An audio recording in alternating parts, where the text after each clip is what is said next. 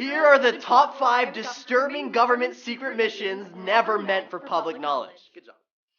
At number 5 is Operation Eagle Claw. Operation Eagle Claw, an ambitious, covert mission in 1980, was launched with a noble aim: to rescue 53 Americans held in captivity by around 3,000 Iranian militants in the U.S. Embassy in Tehran, Iran. The captors' action was a protest against President Jimmy Carter's decision to let the oust Shah of Iran, Mohammad Reza Shah Pahlavi, enter the U.S. for medical treatment.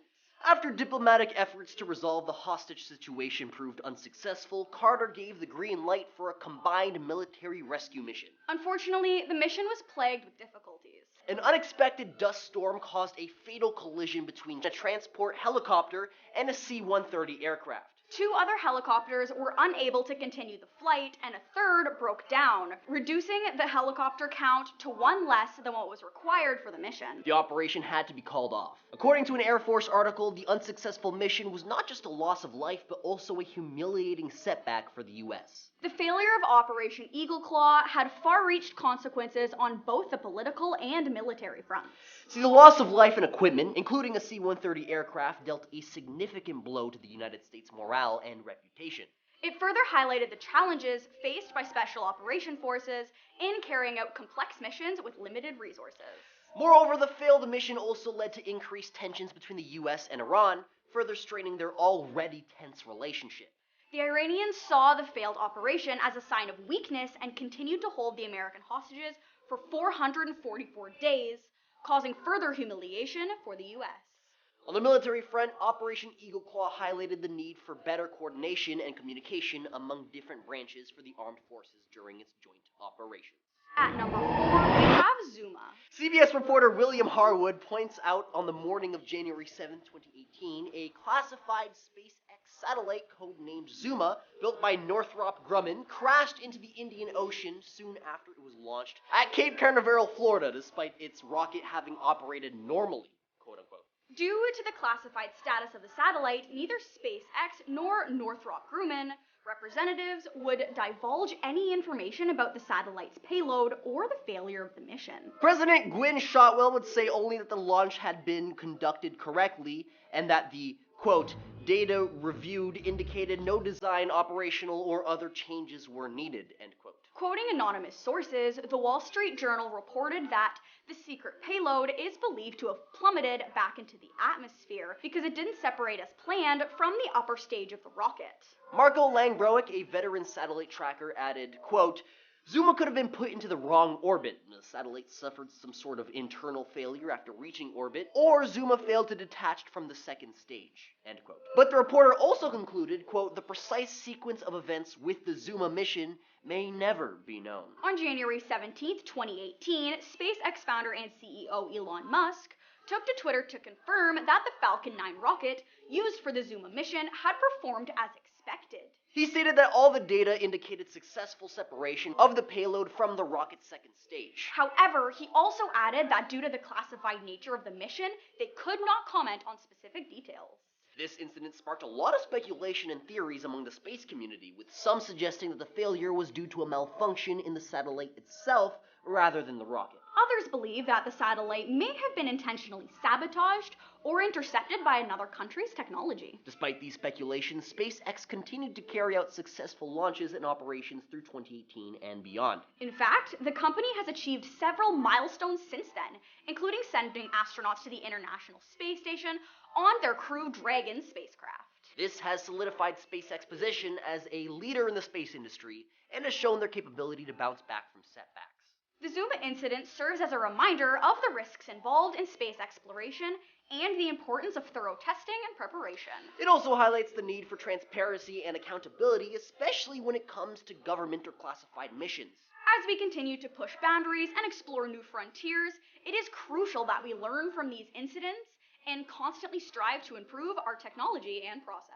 At number 3 is the Foley rescue mission. Another rescue mission that did not fare well was the secret operation to liberate American journalist James Foley and others being held captive in Syria by Islamic State IS militants.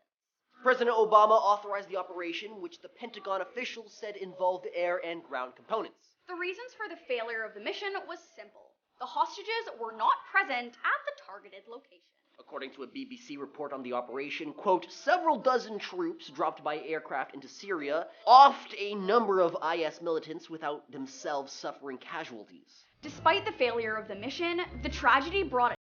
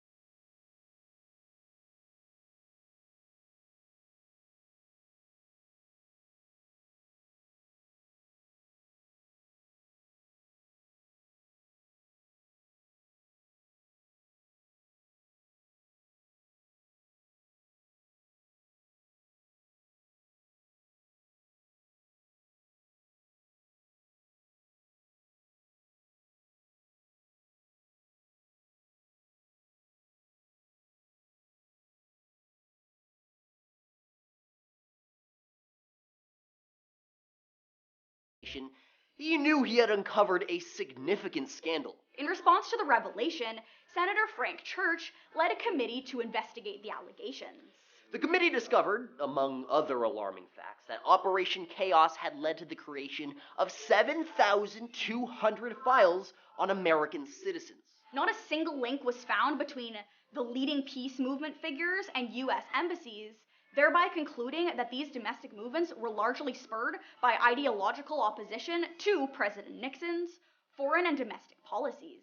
Despite this, the CIA persisted with its politically charged domestic spying program until 1973, when it was correctly suspected the program would be exposed. During the Cold War era, the United States government and its intelligence agencies were particularly paranoid about communist sympathizers and potential threats to national security. Believing that they had a duty to protect the country from internal subversion, programs like Operation Chaos were created to gather information on suspected radicals and activists. However, this led to severe violations of privacy and civil liberties of American citizens. The Senate's Church Committee, along with other investigations, uncovered the disturbing truth behind these programs and their widespread abuse of power. As a result, stricter regulations were implemented to prevent further misuse of intelligence gathering for political purposes. Today, the legacy of Operation Chaos serves as a reminder of the dangers of unchecked government surveillance and the importance of protecting civil liberties. The revelations of such programs also highlight the need for transparency and oversight in government actions, particularly in those involving national security. It's crucial to strike balance between protecting the country and respecting the rights of its citizens. As technology continues to advance and governments gain more power, it becomes more and more critical for individuals to hold their leaders accountable